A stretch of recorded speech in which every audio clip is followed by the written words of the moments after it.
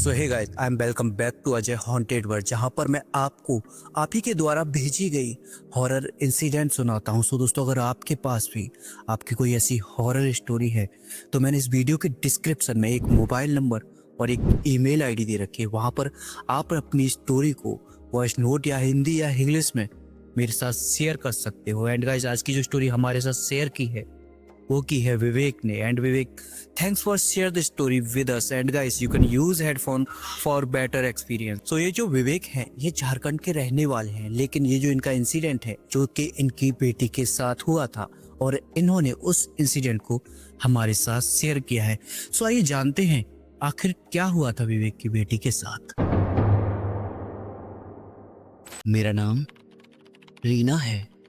मेरी उम्र 20 साल है और मैं झारखंड की रहने वाली हूँ। मेरे परिवार में मेरी मम्मी जो कि एक हाउसवाइफ हैं और मेरे पापा विवेक जो कि एक टीचर हैं और एक मेरा छोटा भाई रवि जो अभी 10वीं क्लास में पढ़ता है। और मैंने हाल ही में अपनी ग्रेजुएशन कंप्लीट की है। अब मुझे आगे की पढ़ाई करने के लिए दिल्ली में जाना होगा। मैंने सुना था दिल्ली दिलवालों का शहर है, इसीलिए मैं दिल्ली जाने के लिए बहुत एक्साइट थी, क्योंकि मैं आज तक कभी किसी बड़े शहर में नहीं गई थी। तो एक सुबह मैं दिल्ली की बस पकड़कर निकल गई और जैसे ही मैंने दिल्ली में अपना कदम रखा तो मैं बहुत खुश थी, क्योंकि मेरे अंदर एक्साइटमेंट बहुत ज़्यादा थी। मुझे दिल्ली के लोग काफ़ी पसंद आए और यहाँ का फास्ट फूड वो तो मुझे काफ़ी अच्छा लगता था। लेकिन मुझे नहीं पता था कि दिल्ली के अंदर मेरी ज़िंदगी में एक ऐसा भी दिन आएगा जो इस ज़िंदगी को पूरी तरह से बदल कर रख देगा। हमारा हॉस्टल जो कि किसी पुरानी हवेली से कम नहीं था, लेकिन फिर भी मुझे यहाँ रहने से कोई भी प्रॉब्लम नहीं थी, क्योंकि मेरे साथ मेरी एक अच्छी दोस्त नेहा भी इसमें रहती थी, जो कि मेरी अच्छी दोस्त के साथ मेरी रूममेट भी थी। हमारा रूम तीसरी मंजिल पर था जिसका नंबर था 206 और मैं और नेहा उसी रूम में पढ़ाई के साथ साथ काफी मस्तियां भी किया करते थे। और इन्हीं मस्तियों में दूसरे रूम की गर्ल्स भी इन्वॉल्व होती थीं, तो हमें उनके साथ काफी मजा आता था। और एक दिन मस्ती मस्ती में दूसरे रूम की गर्ल ने मुझे कहा, जिसका नाम था हेमलता, उसने बोला कि रीना, तुझे इस हॉस्टल के बारे में पता है कुछ? मैंने कहा क्या? उसने डरावनी आवाज बनाते हुए कहा, हमारा हॉस्टल है, ये हॉन्टेड है और यहाँ पर कुछ साल पहले रहस्यमय तरीके से एक लड़की की मौत हो गई थी। तो मैंने उसकी बात का बहुत मजाक बनाया और फाइनली मैं और नेहा अपने रूम में पढ़ाई करने के लिए आ गए। कुछ दिन तो सब कुछ ठीक चला था, लेकिन धीरे धीरे हमारे साथ उस रूम में अजीब अजीब होने लगा। पहली बार जब मुझे अजीब लगा तो वो एक रात थी, मैं अपने बेड पर लेटी हुई थी और तभी मुझे हल्की हल्की किसी के रोने की आवाज सुनाई दी। पहले मुझे लगा कि शायद नेहा होगी, लेकिन मैंने नेहा को देखा तो वह तो अपने बेड पर काफी गहरी नींद में सो रही थी। मेरा दिल जोर जोर से धड़कने लगा और जो आवाज थी वो और तेज होने लगी। ऐसा लगा कि कोई लड़की बहुत दुखी होकर सिसक सिसक कर रो रही है। मैंने हिम्मत कर दरवाजा खोला, लेकिन बाहर कोई नहीं था। हॉस्टल का हॉल एकदम से सुमसाम खाली पड़ा था, चारों तरफ अंधेरा था। बस हॉल के अंदर एक छोटी सी ट्यूबलाइट जली थी जो धीमे धीमे डरावने तरीके से ब्लिंक कर रही थी और मैं चुपचाप आकर अपने रूम में लेट गई। लेकिन नींद जो कि मुझसे कोसों दूर थी। और एक सुबह हमारी आंख खुली और हम तैयार होकर अपने कॉलेज चले गए। और अगली रात हमारे साथ कुछ और भी डरावना हुआ।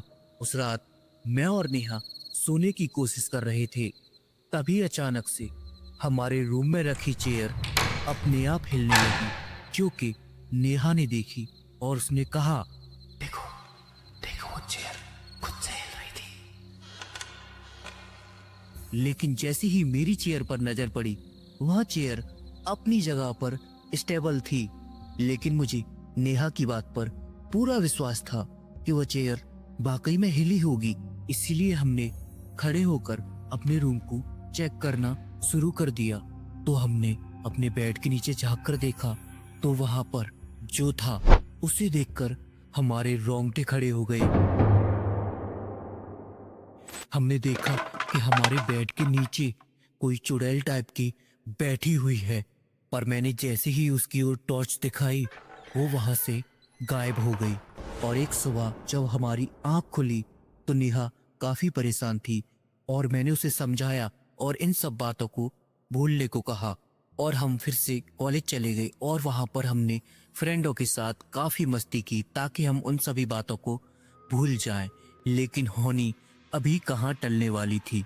एक रात मैं गहरी नींद में सो रही थी, तभी अचानक से रात के 2 बजे मेरी आंख खुली और मैंने नेहा को देखा तो नेहा अपनी जगह पर नहीं थी। फिर मैंने उसे इधर उधर देखा, लेकिन वह कहीं नहीं थी। और अचानक से मेरी नजर मेरे कमरे के कोने में पड़ी और मैंने देखा कि वह उसी कोने में खड़ी थी, वो भी बिल्कुल सीधी, बिना हिले डुले।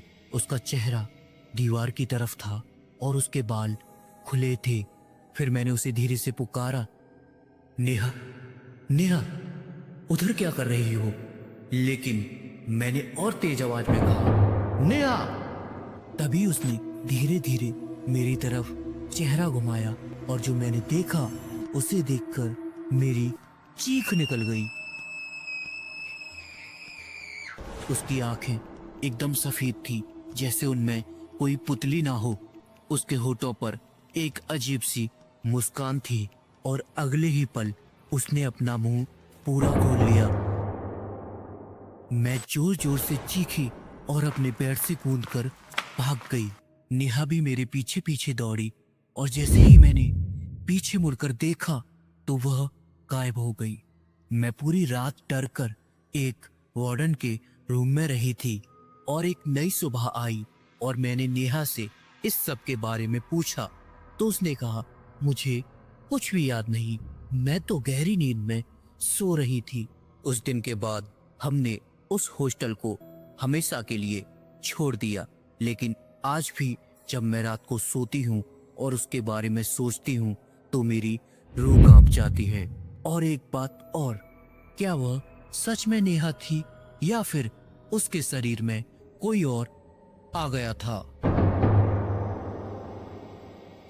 सो गाइस, कैसा लगा आज का ये एपिसोड? आई होप अच्छा लगा होगा। अगर अच्छा लगा है तो प्लीज यार वीडियो को लाइक कर, साथ ही साथ ऐसी ही और हॉरर वीडियोस के लिए सब्सक्राइब कर दो गाइस। एंड मिलता हूं एक और नई वीडियो के साथ, एक और नए एपिसोड के साथ। धन्यवाद।